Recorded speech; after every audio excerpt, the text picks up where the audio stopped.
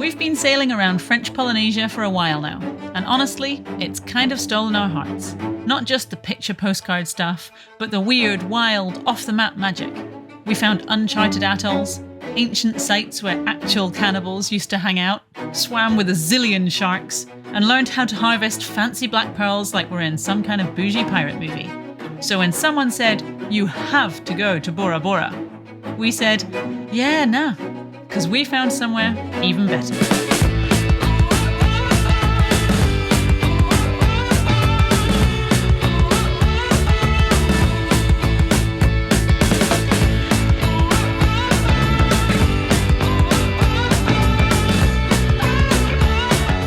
We have arrived in Maupiti, which, as I think we said earlier, is basically like the cruiser's version of Bora Bora. Not least because it has this incredible view of this mountain, but also it is just like this turquoise atoll. It's beautiful. There's this shallow shelf that runs around the outside, some slightly deeper water in the middle, although it's not all that deep. And apparently, allegedly, there are some manta rays just over there. So we're gonna go and find them, hopefully, and if we do, we'll share them with you, because who doesn't like a manta ray?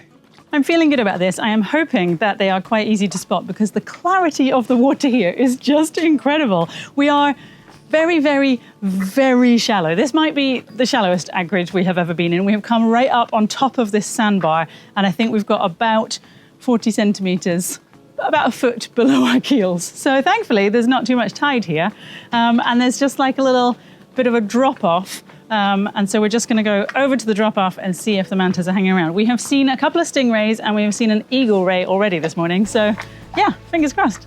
We're going to try the beast again. Yeah. This is our big fancy camera rig, which the last time we tried to use it, it flooded. So yeah, hopefully the camera's okay and hopefully it doesn't flood this time. Fingers crossed.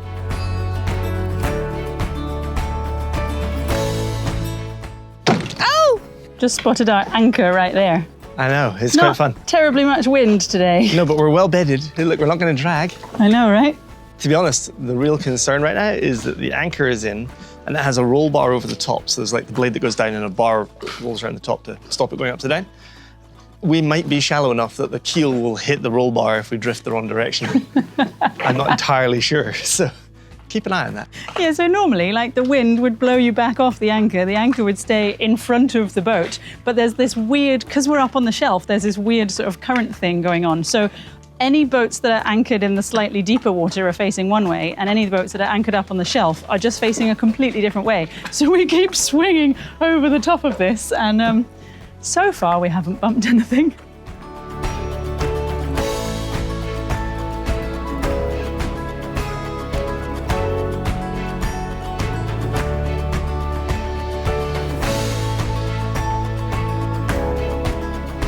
So there's a little dive marker just here that is supposedly where the mantas like to hang out.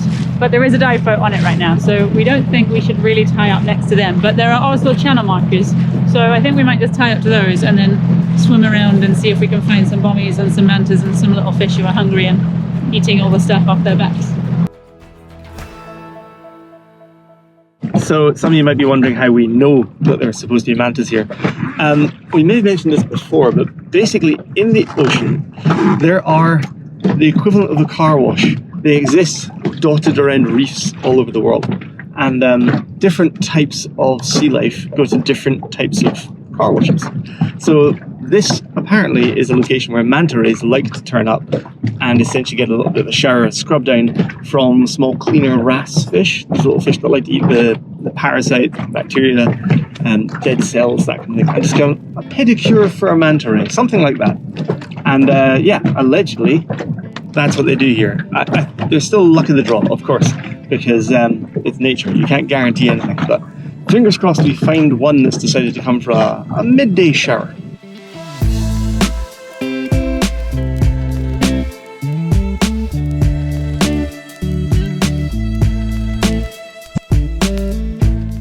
It's hard to believe, but manta rays are actually descended from the same line as sharks.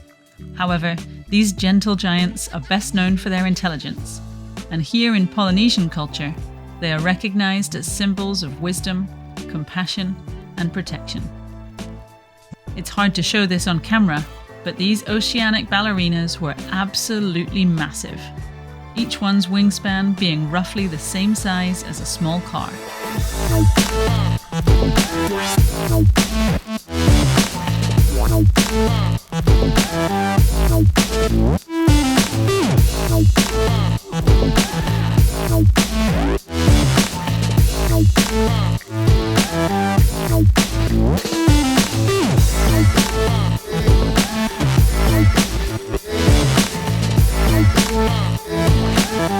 They were massive. I reckon they were at least 3 meters tip to tip, like wing to wing. I reckoned 3.5 to 4. I mean, so huge. they were massive. There were, I checked, so I learned a new thing the other day. They were all females. On the back of them, where their tail is, if it's just curved, it's a female, and if they've got like 2 little wings, which I think they call claspers, then you know it's a male. And so yeah, those were females. We had 4 of them swimming around getting a good clean, which was nice to see. And then they went out for a little bit of a tour around, and then they came back. And then did you see them as they were like taking turns on the cleaning station? Yeah, one would finish and like swim forward, and the other one would loop around and come in behind. And then a smaller one came in. The last one was like little baby one. So cute.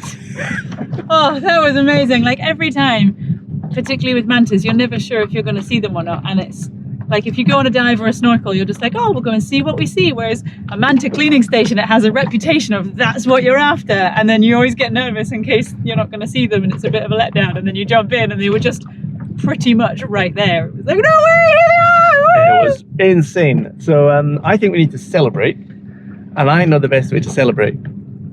Ice cream. Absolutely, ice cream. Manta ice cream. We're going to have some manta ice cream. Also, I'm going to throw Brownie in the sea.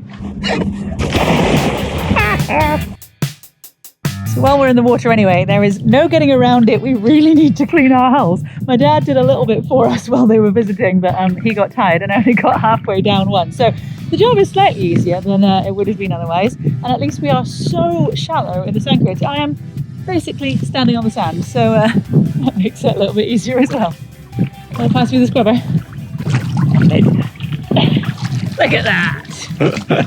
And while Brian is doing the scrubber, I'm going to take our Blue 3 Nomad down, and that's our what do you call it, a hookah system, and basically get scrubbing the keels, because we haven't been down to the keels in a little too long. I did, however, want to tell you about another little tip that we came across, which I think is really cool. So let me think, it must have been like 6 months ago, I picked up one of these super cheap on Amazon, like $10, $15 bone conducting headphone units. And this one isn't the $10 to $15. This one is a far nicer unit by Shocks that a friend of ours, Tor, was really kind to get us. Basically, because I explained that these things are waterproof, and this is essentially the best concert you can ever have. So we were cleaning the hulls. I put on these underwater bone conducting headphones, and the minute your head goes under the water, the sound is huge. It's like the biggest concert ever. So I've taken to wearing these every single time we are doing anything underwater to fix the boat, clean things, whatever. Put these on, have a little MP3 player built inside them, and just party. It makes all of the boring jobs so much easier.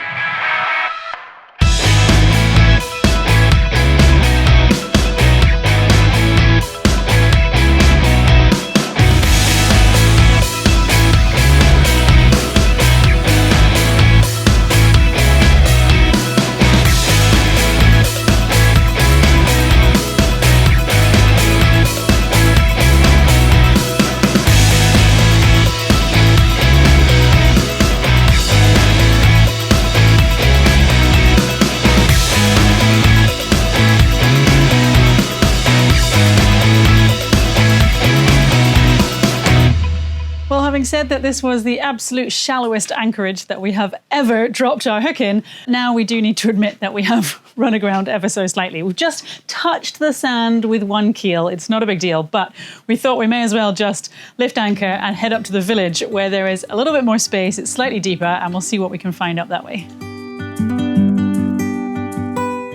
So we have settled in. The anchor seems to be well dug in. We have left Paul, the guard gecko, in charge of the boat while we are going to try and climb the mountain. Now, it has been really nice and sunny, but it has started to get kind of cloudy. So I'm really hoping we'll get some nice views from the top and it won't just fog over and just be complete whiteout. But you know, you never know. And instantly we're like onto a really steep slope in a jungle. This is great. Yeah, it's like we're 6 paces off the main road. Well, the main road, the only road. And we're instantly climbing on what, I don't know what this would be. 45? 90% incline. 90%. I never understood the percentage of incline. Is it degrees, not percent? Well, no, they do percent, right? And it's like 90%, is that 90, that would be 90 degrees? Or, because surely 100% incline is straight up. Oh, well, maybe that's it then. People didn't know Degrees? that degrees only go up to 90. That's confusing. It's steep, that's what it is. So I can see from here that Ian's going the wrong direction. I wonder how many other people. Yeah, no, that's not the arrow you follow. There is an arrow marked to tell us where to go. And it's not the one that's on the white wall that points go that way. No, it's not the easy one to spot. It's this one. It's this on the one floor. here. Time to turn left. Obviously the route into the trees. Yeah, that looks more like it. To you. This is the officially marked path, right? Yeah.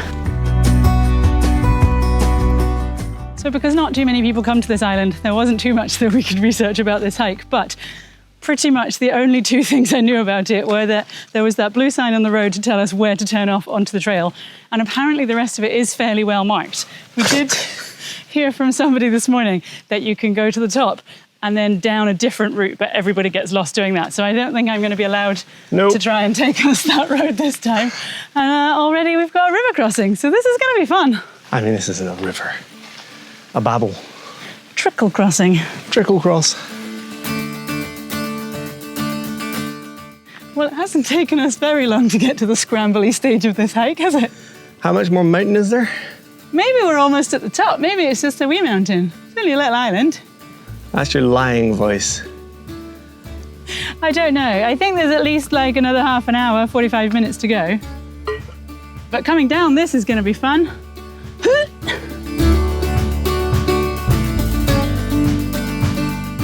So we were just joking about the fact that every time we do hikes, you guys have to tolerate us out of breath, sounding really unhealthy. But it's because it's really hard to convey how steep and hot and humid these places are. I know, like, so we always do stuff like this at completely the wrong time of day, and I know that What time is it? it's about 1 o'clock in the afternoon. Yeah. But We're in the tropics, by the way. we saw the clouds coming over and I thought it might rain later, so I wanted to get up before it rains, which I think is a good idea because it's so muddy here that as soon as this gets wet, we're just going to be sliding down the mountain. But you're planning that for our way down. I wanted the pretty view. We'll do this for you.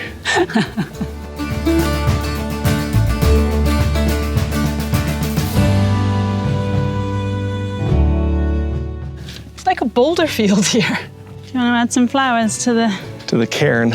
To the cairn. Oh, I'm going to drop it. I'm going to break the flower. Don't break the decoration. Do you want to add the flowers?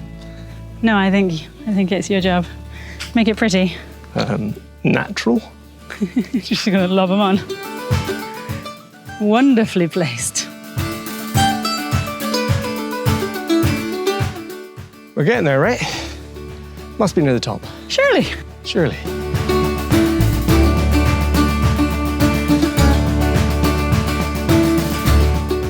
So we're at the stage of any French Polynesian hike where we are scrambling up the rocks, holding onto the rope that is tied to hopefully something fairly solid at the top, which I think means that we're getting to the end of the climb, but I can see a massive rock right in front of us, and I can't quite tell how high up we're going to be climbing on that. So we might be about to see a really cool view. Oof, they make you work for it. I can also point out that one of us is always doing a hike like this one-handed. Oh, my flip-flop came off. One-handed and one-footed at this rate. No! Because we're always holding a camera as we scrabble up these rocks. It makes it quite a challenge. And I've just spotted another rope here, so it looks like we are going to the top.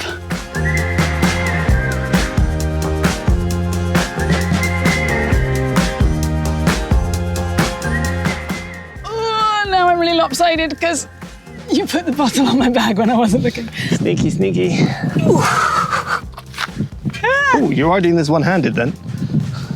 Yeah, apparently. There are not many footholds, are there? Or handholds. Or handholds. You know what this reminds me of? And this is a total smug boast. But I'm going to take the opportunity. So when we were in the BVI, we finished the Odyssey Festival and then we had 3 days of crossover with our friends Mandy and Joe from SV Kumatu. They chartered their boat in BVI and we haven't seen them for like 3 years since we left the Caribbean. So we went and stayed on their boat and it was awesome to see them and catch up.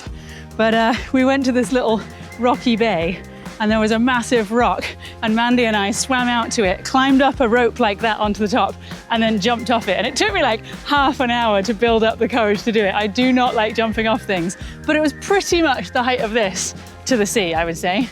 We've got video of it. This is what it actually looked like. So you might be exaggerating a little tiny bit. It was really scary and I did it. Are you telling me you're going to jump off the top of this rock? Oh wait, no, why did I bring this up? In other news, we have just spoiled the view, but pretty view. I can't believe you just spoiled it. It was your chat that spoiled it.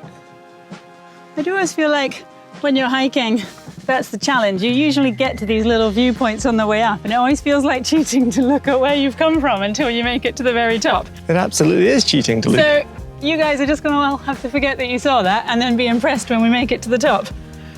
I mean, it'll be impressive that we made it to the top. Well, it will. I'm not even using the government-provided safety rope now. I'm pretty sure this isn't government-provided. I don't know. Pretty official to me. It's an old dock line. Oh, that was really hard. Coming down is just going to be impossible. It's going to take a while. I mean, do you see this on any other YouTube channels? Are we just the idiots who always find ourselves up mountains on the bottom, on the end of lines? We are absolutely the idiots that find ourselves up mountains on the bottom of a line. Why doesn't everyone else have to do this? Why do I have to do this? And I just spotted that this line that we've been using to climb is actually just like a really long line that goes up all the steep sections just as one long piece and is just tied off at the top. So the whole thing's just like draped down the mountainside. This one's getting quite intense, isn't it? It's like the fixed point is so far away that as I put my weight on it, I just swung around the cliff. It's really hard to balance.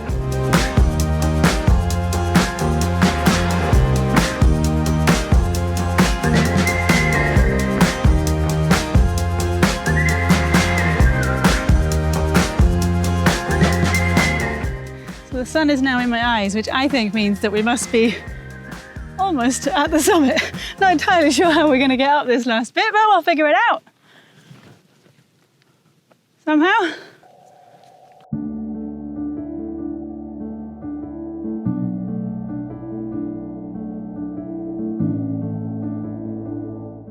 Getting quite fun, this. Squeeze through the rocks. Squeeze, slip, squeeze. These are the last boulders to the top. And we made almost it. This is absolutely ridiculous. This is why I'm deciding that people say this is better than Bora Bora, because I mean, look at that view. Yeah, this is pretty spectacular. I mean, you can see almost the entire way around the atoll from here. Yeah. Gee, there's Bora Bora. I am so thankful that we got the opportunity to come here. With the pass kind of being a little bit sketchy to come in and being so dependent on weather, there must be loads of people who, or not loads of people, the few people who want to come here.